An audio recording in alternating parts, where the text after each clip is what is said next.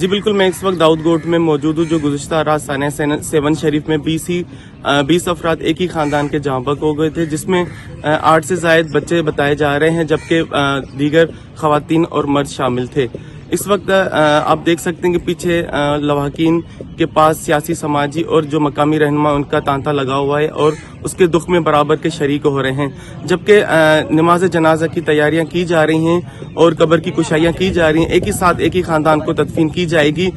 سیاسی سماجی لوگوں کا آنا جانا ہے، لیکن جو اس واقعے میں لواحقین کا کہنا ہے کہ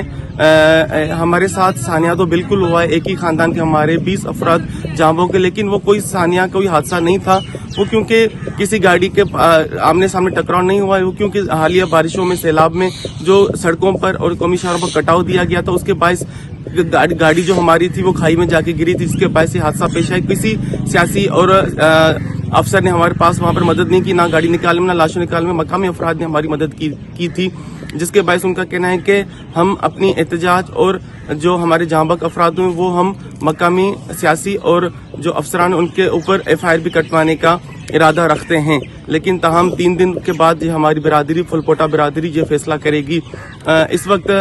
جو بتایا جا رہا ہے کہ دوپہر 2 بجے 2:30 بجے ظہر کی نماز کے بعد افراد کی تدفین کی جائے گی۔